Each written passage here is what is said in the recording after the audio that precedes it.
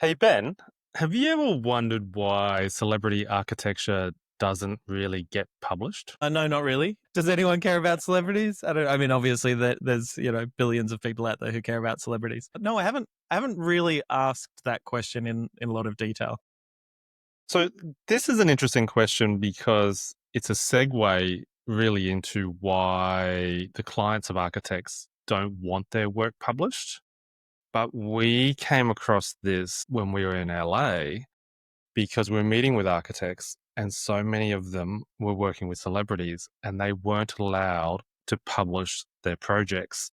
So we want to use that as a bit of a way to unpack this issue and look at how architects deal with it, how they get around that issue, how it applies to other types of clients too, not just celebrities, but maybe government projects or people who are very controlling around media, because it turns out there's all these flow-on effects.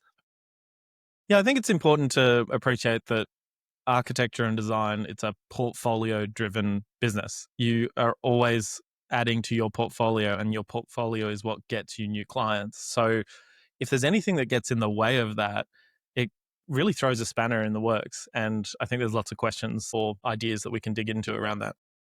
And if you're wondering what you're listening to right now, you found yourself on the Bauer or the Bauer Show or the Bauer Podcast as we figure out I like what we name this. I like the bower, for anyone out there who understands what a bower is or what a bower bird is. A bower is like the nest that a bower bird creates, another word for a house, I guess. So, this is welcome to the house. We're the co-founders of Bowerbird, which is a platform that connects architects and designers with journalists all over the world and drives a lot of the stories that you see in print or online. So we unpack conversations which are quite niche and very specific to that industry. If you are enjoying these conversations, please subscribe to the channel or give this a thumbs up because that helps the algorithm and encourages us to do more of these sorts of topics. So What if they don't want to hear anything more from us? please just go away, Just go go away. away. Okay. So we first came across this topic a couple years ago. We're in LA. We're meeting lots of architects. We're trying to find people with publishable content, and there were all these portfolios which were essentially locked. And it meant there was a world of architecture which will never get published, or at least it probably will get stuck in a hard drive for years and years and years until something changes, and then eventually that work can see the light of day. For obvious reasons in LA, Hollywood, that's where the famous people live. This is really prolific. And we did meet with a lot of architects who got quite creative around how they could promote the work that they'd done, but there was almost always an NDA in place that said you can't reveal who the client is for a project. So while they may be able to share very specific controlled photographs, they were never allowed to say who the person was that was commissioning the work. So, starting off is probably understanding why celebrities do that in the first place, because it's unusual, because they tend to want as much media and publicity as they can around everything else they do. And then suddenly their homes are off limits, at least for a period of time.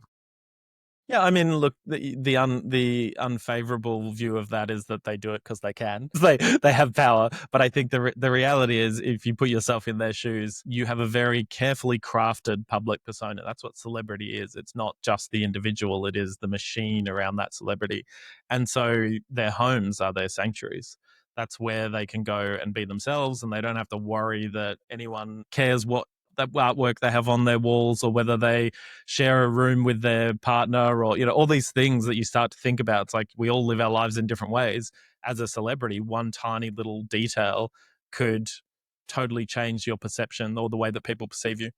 And I think there's also a genuine safety issue Absolutely. because they've got so much publicity around them and people are always following them. The idea that their house plans or, details of how they might get into that home is actually a security risk. So they're really going, this is my little bubble, my sanctuary, and everything out there is where I'm famous. And in here is my compound. And so it's really important that whoever is designing my house understands how to be discreet, how to not publish this photos of anything that could identify them. Like even things like a photograph of a car with a number plate can give away somebody's house because people put a lot of time into trying to identify these people. So there's a real reason why this exists. But the flip side is it must have a huge impact on the architect's business. Well, yeah, I mean, I think what we found when we were in LA and going around and meeting with a lot of these practices is there were specific practices that kind of became known, secretly known, if you want to put it that way, for not promoting their work because they work with celebrity clients. So I think it almost became a selling point that they didn't promote those projects. So it's basically just like a closed network where the only thing that you have is word of mouth or firsthand experience. So one famous person gets an architect to design their home. They invite their famous friends over. Their famous friends to go, "Oh, I really like this place. Cool. I'm going to tell you who did it." So it's taking word of mouth to the extreme. That's the only way that you can find new work is secretly through these networks.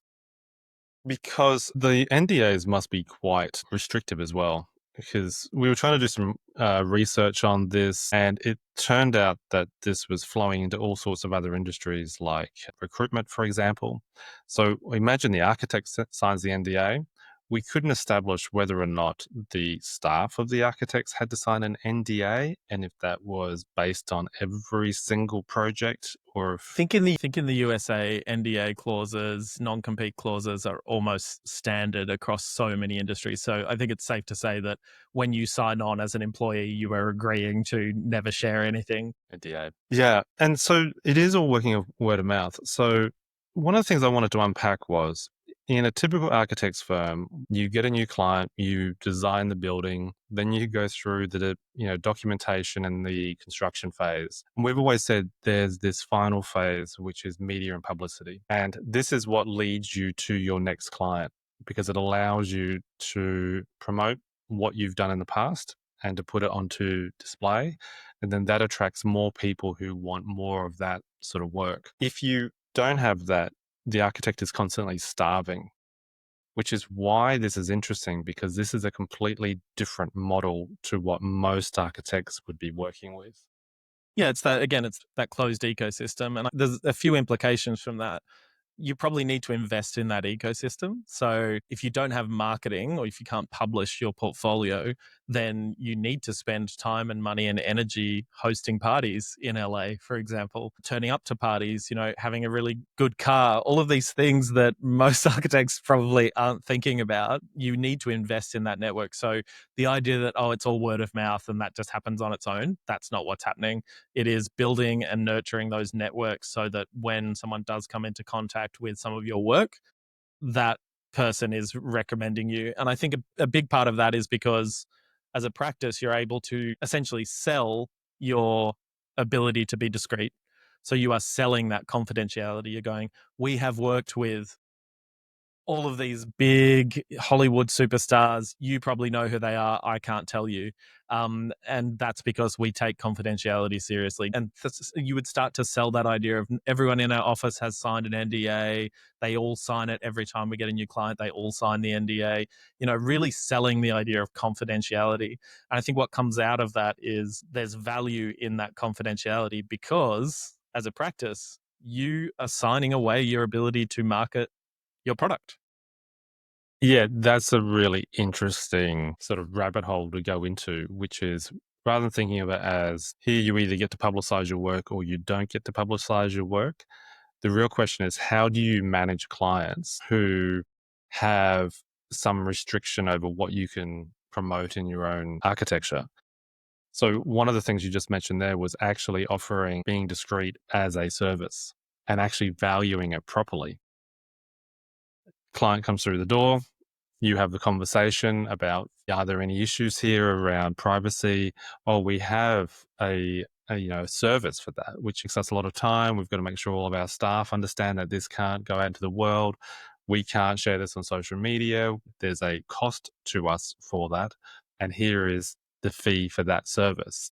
And then it's up to the person to decide if that fee is worth that privacy.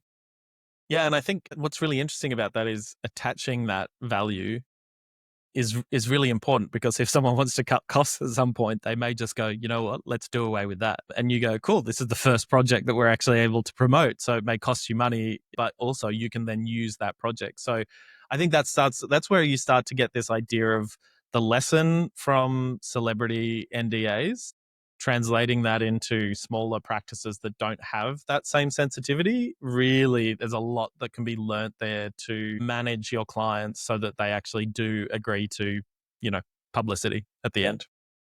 The first thing I think of is, how do you value that? Because it forces you to say, what is that media phase actually worth to me? If Mm. I can't do that, and especially if you're doing this with multiple clients. So if you have one client, okay, you can't publicize that, but you've got an entire portfolio you can talk about. If this is part of your normal business, like, what is the cost? Like, how many clients do you lose by not being able to talk about it?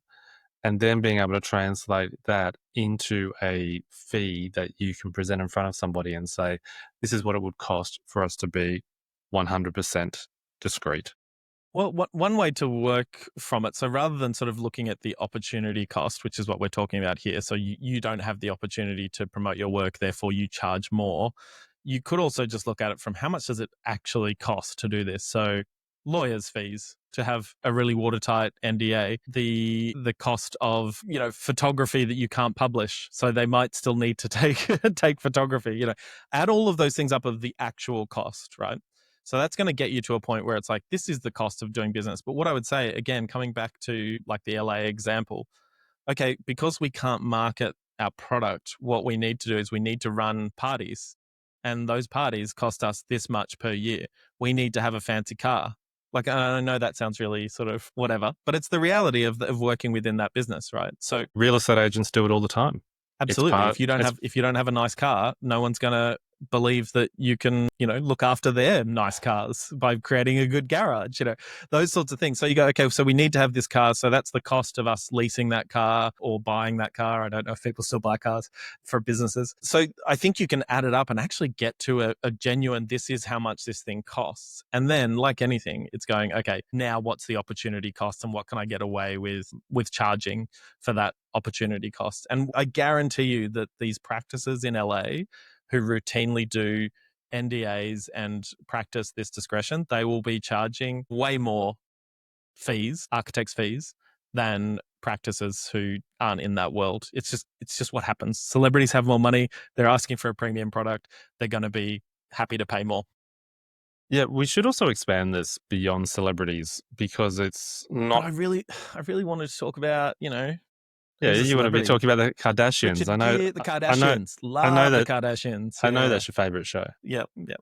Is that still on? I'm not sure. Maybe somebody can leave a comment and let us know and give us some. Who's your favorite Kardashian? But this idea actually expands into other jobs. So, for example, if you're working with some large companies, you imagine Apple doing their HQ. No doubt there was a big conversation from the very beginning of that project around media and how that project was going to be managed, because it wasn't just a building. That was a statement. It had all sorts of implications on the company and it had to be presented in a very particular way. Yeah. It was building as brand or brand as building. I don't know which way you look at it, but it's like they're inseparable. That become the very public impression of Apple and architecture. So So you have companies doing this, also have governments do this a lot. They often have just this blanket clause where they own everything. They want all the IP over all the photos. They want absolute control so that they can sign off on how a story will be presented, which again is just trying to control the narrative in that sense. well, and I mean, there are within government, there are other areas like national security, just general security, you know, relationships with the public as well. So I've heard this come up a lot where a government department will spend what is a reasonable amount of money for a piece of architecture, but don't really want to publicize that they spent $300 million on a new office because it's taxpayer funds. So it's all reasonable, but it's all about perception at the end. They want to make sure that, let's not tell them exactly how much we spent on this because despite it being reasonable, a lot of people wouldn't see that as reasonable. What this all leads to is that really there is a conversation that needs to happen at the beginning of a project. And if you take one lesson away from this video, I think it is that. So many architects don't talk about this until after the project is finished, unless they're forced to. Unless the client is driving the conversation, like an Apple or a celebrity, what Or government. tends to, or government, what tends to happen is nobody wants to talk about it. And then you get to the end, and then you have this weird, awkward conversation, and you might have this amazing project, and you can't get it out to the world. And you may have been able to do that if you'd had that conversation earlier and actually managed the process. Well, and I think what's interesting, I think here in Australia, correct me if I'm wrong on this, but the architect has a moral right to come in and document their work. Is that accurate? Have I phrased that correctly? Or Yeah. You have two things. You have copyright and then you have moral rights. And so essentially, as a creator, you have a moral right to be credited for that work. You also, as an architect, I haven't looked at the clauses for a while, but from memory, it says you're allowed to document that building if it's going to be destroyed in some way. So you have that moral right. The catch is that you can sign that away, and in practice, it doesn't really work like that. It's well, this is because what it's bringing me to is that even if you have something in your contract that says, "Hey, we do photography at the end," if you're not actually having that conversation at multiple times throughout the construction of a project, you're going to find it hard at the end. Even if you have that conversation right at the beginning, but then don't talk about it again until the end. You got to take your client on the journey of media with you. And I think if you're waiting until after the plants grow in, they might go, "This is my house now. I'm feeling quite private." So you got to time when you're doing it, all of these things. And the best way to do it is kind of just go, "This is what our previous clients have done." Like, here's them talking about how much they love the architecture, because invariably, I'd say most clients, especially within residential architecture, they do feel like they're custodians of someone else's work until they've been living in a place for a certain amount of time. Some great clients continue to feel like they're custodians of someone else's work for a lot longer. So there is that moment there, and we've spoken about this in our podcast previously. There's that moment before someone sort of feels like they're fully the owner of a house or a building, where they're much more willing to entertain media and interviews and things like that. if you introduce that conversation early, you get to drive the conversation. The client comes through your door, they're explaining what they're looking for, you're explaining what services you can do. But very early on there, the ability to talk about how they want to manage the story of this building, because you get to build this up, because there is a real story there. And there is value about a building being publicized and becoming more famous. But there's a trade off. And the trade off is obviously privacy. And you don't have to do one or the other. There's a range of ways you can manage this with your client. For example, you might say, "We understand your privacy, so we won't mention your name. We won't mention the address of the building."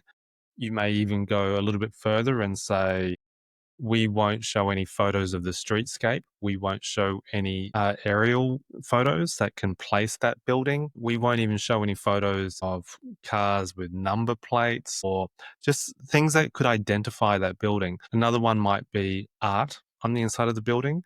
Does that tie it back to somebody? If somebody's got a very famous piece of art, that could be a giveaway. So you can have that conversation, and you're probably looking for a middle ground rather than going blanket, don't say anything, or send it out to the world and make it as famous as you can. When you're talking about middle ground, I think architects sometimes expect the client to not want to be in the story. So if by nature you kind of go, "Okay, we'll document the building, but don't worry, we won't include you." If you're jumping at that opportunity to exclude the client from the story, then you're really cutting your nose off to spite your face. I would be having that conversation of, this is how we like to do our stories. We like to tell the story of the client. We like to photograph the client in place. This is how the profession of architecture improves and gets out there. So, use that moral basis to say, hey, the reason you've come to an architect is that you value architecture. Well, we're all in this together. We need to promote how wonderful architecture can be. So have that conversation early and don't just make an assumption that the client isn't going to want to be in the story or in the photographs. And I think this sort of comes back to with famous people, where you kind of like, don't famous people want more fame? Hollywood, probably not. But there are lots of people who do want more fame and attention. So it can be part of their business's marketing efforts that the CEO or the founder of a particular company is actually promoting their house because they've got a design related brand. So they're wanting to talk about that. So don't miss those opportunities as well. Do they have a vested interest in promoting their house? Yes. And probably the strongest story you can get is a client led story around their building. Here is just a building by itself. Okay, great story. Maybe there's a story around the architect, but if you get the client, that is like a walking testimonial of Mm-hmm. somebody singing your praises. That is basically the gold standard. So if you can start your interactions with a client with the understanding that this story is really important and the story is about them, they are the hero in this story, and building this up to be something which is quite meaningful. So this is not just designing a house. This is a major story in their life and they get to play the main character. If you can get them across the line on that, then you basically have the gold standard of content for the media. Yeah, I think here in Australia, I mean, they're all over the world, these sorts of blogs, but the design files here in Australia, they were one of the first to really start talking about the owners. Like they were profile pieces on the owner rather than focus just on the architect or designer. And so you have a publication that actually, I think they still do this. They go out and take photos of the owners in the space. They might also use the photos provided by the architects and designers, but it's really important that they talk about the clients. Quite often you'll see, hey, that has a benefit to the celebrity or, the well-known business owner, whatever it happens to be. And here in Melbourne, we've got a really tight-knit community, and there are sort of celebrities that I suppose Hollywood level celebrities, but if you see them in Melbourne, you're like, oh my God, I saw Claire Bowditch the other day. And they are on blogs like that because there's a benefit to them. But also a lot of those people, like when you think about artists, other creatives, they're going to appreciate how important it is to talk about the architecture and the design and the people that help them create their homes. I was in an elevator with an aging rock star yesterday. And so that's Were what my you? head. I was, yeah. Who's the lead Can singer you of you? can you say who it is, or did you have to sign an NDA when you got on the elevator? That's how it works. Who's the lead singer? Hang on, you got to drop the name. Who's the lead singer of what? Who's the lead singer of UMI? Tom. Tim We'll have to, Rogers. Oh yeah, Tim Tim Rogers. Rogers. Yeah, yeah, I'm yeah. pretty. I'm pretty sure it was Tim Rogers. Well, Anyway, who's gonna deny it? You were paparazzi. Did you yeah. get a Did you get a photo? Ask No, for a no, selfie. no. It's like it's a weird thing to do in an elevator. There's a lot of other weird things to do in an elevator, so it's not the weirdest thing you could do in an elevator. Anyway, So, but I think what you were going towards was that there's also different levels of celebrity, and some people actually want to tell the story of their homes. So, probably the Tom Cruise of the world doesn't want that. They're famous enough, they want their sanctuary. Okay, so I think that's one of the reasons why you don't see a lot of like A grade celebrities doing this. What you're doing is you're watching for people who are trying to build their profile in some way. Oh, well, I was going to say, and there are a whole range of these sorts of stories starting to come out more. Like, I think is it Architectural Digest and Dwell, which are doing these short videos. I don't know if you've seen them, but they often start with the front door. That's the main frame. And then they open the door and they'll say something like, "Hi, welcome to my house." I mean, Architectural Digest has been doing this forever in print form as well. It's the celebrity's house, like it's the celebrity house tour. I think when you get to that point, it's very much status. So, Architectural Digest, very high status publication, that they want to be associated with that brand.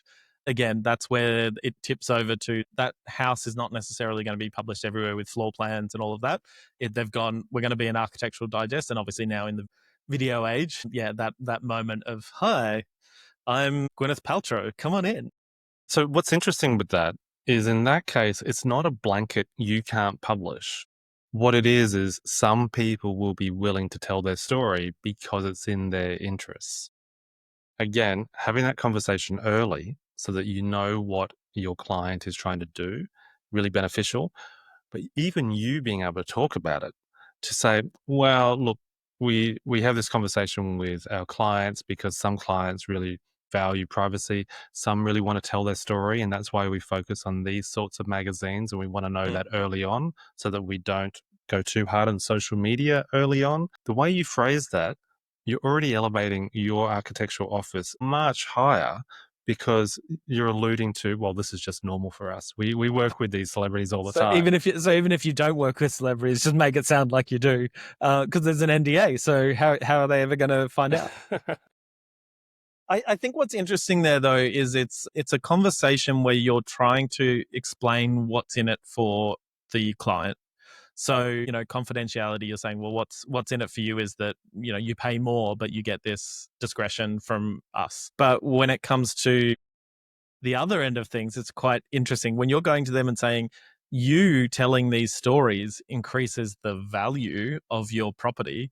Oh, a lot of people, will see the dollar signs. So what you see with a lot of celebrity homes, and you see this on places like Dwell, where they have their real estate listings and things like that, where so and so is selling their Hollywood Hills home, and it's the first time anyone's ever seen it because all of a sudden the celebrity being associated with that house, even though they've most likely already moved out, that becomes dollars. That translates into, hey, someone's going to pay a premium because, this superstar used to live there. Which means it's not about a blanket don't publish. It's publish when this is valuable to me. So the upside is much larger than the downside, Yes. which you can see having that early conversation. If you know that, what you might be negotiating is the time of when the publicity happens.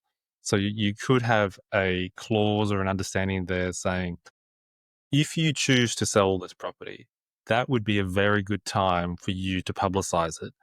And probably not just in the real estate magazines, but you may have an opportunity to publish in the architecture magazines as well. As long So, as you've gotten that photography, the architectural photography, because real estate photography is not going to get published widely within architecture media. so now you have a reason to do the photo shoot. Now you have something that ties into that client. You may not publish it straight away, but there may be an understanding that if you sell the house, that's when we publicize it. Or if it's just after a certain number of years, it may just expire. And you may go, now we can put this on our website. Because some of these NDAs, they don't allow you to have anything on your Yep. website. There's They can be architects out, complete nothing. Yep. nothing. You can't even show it to other people in your office. So you can't even display it on your walls or so being able to figure out how you manage it so it's not zero, but it is at some point you can use this content, to me seems like a pretty smart way of approaching this. And another approach, which a lot of people might not necessarily think about, is looking at the value of individual aspects of a project. So through Bowerbird, we have call outs from journalists who are looking for, we had one today, which is like interesting bed heads and headboards. And you go, well, can you publish one of those photos? So starting to negotiate, hey, here's a set of photos that have no identifiers, won't be related to the client. It's just that content around a theme, for example. You could potentially negotiate that with the client and say, obviously they get sign off on the images, but hey, all of a sudden you've got something you can talk about within that project. It's not a whole project story, but it could be really relevant and valuable to your practice. Yeah, those small stories are interesting because there are so many of them, and you don't have to give away the entire building to be able to get some coverage. And you may not even need to talk about the client. Like that's not really much of a focus for that publication. They're just looking for something good.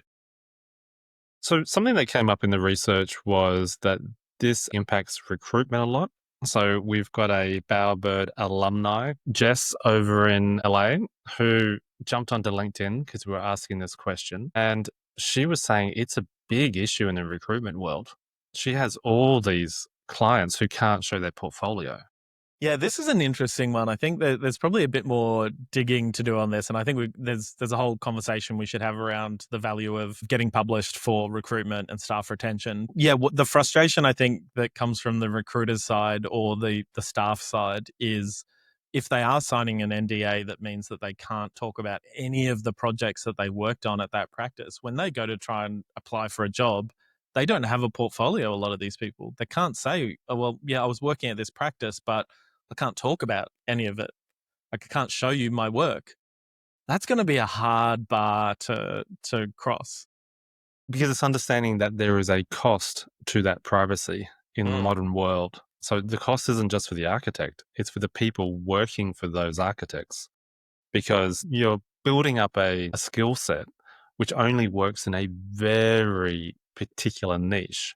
So you Mm. might be able to advertise your skills to other architects who also value that privacy. But as soon as you go out to the wider world, your portfolio basically looks empty. It's like you're a CIA agent. You've just been off the radar for a long time, and people are saying, "So, what did you do for this 10-year period?" I can't talk about Well, it. I'd have to kill you. When you take that back to the cost of having confidentiality in your practice, don't just consider the costs to you, consider it to your staff as well. Um, if they're not able to talk about the projects, then value that, pay them more.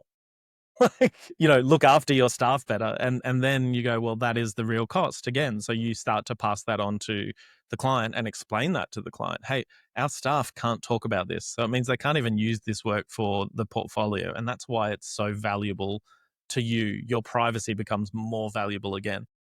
this is an interesting segue, pulling in all of the people working within marketing and architecture. And I'm not sure if this is ever provided as a specific service, but I imagine if you were dealing with a celebrity or dealing with really offering a service as we will tell the story of your building, that's actually quite an involved process to do well. And Well, I'd say, I marketing, mean, that's PR. Like that is yeah. when we talk about PR, that's what PR is good at. That well, they're good at a lot of things, but that's one of those things that a PR person is someone who's managing a process, who's managing perception. That is a skill that it's not like just getting published in a bunch of magazines. It's going, well, we need to be really careful and staged and strategic about how we talk about this project. So yeah, that's where their value really comes to the fore, I think. Yeah. And you think about all the consultants that you have on a project. As an architect, being able to have access to somebody who can manage that on your behalf when you need it, to be able to say, if privacy is a really big issue, we have a specialist who can help with that. Obviously, if you're dealing with a Tom Cruise, they've got so many people who are going to be probably micromanaging everything you're doing anyway. But you can see how there's probably a subset of clients, like, let's say B grade celebrities who are trying Like to us. elevate the D, no, no, D grade, E grade. D, C, E, F. But you can see how there's actually a real service there of managing it from the very beginning and talking them through that so that they are grabbing the content they need. A bit like you imagine let's say, Grand Designs approach, where Grand Designs is following somebody from an early phase. They don't want just the finished product. They actually want the story of what went into that build.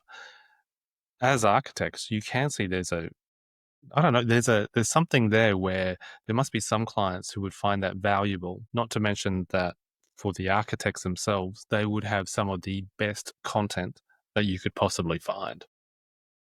The interesting thing, because again, we're talking about celebrities, we're talking about government projects. These are big things that not a lot of practices work with.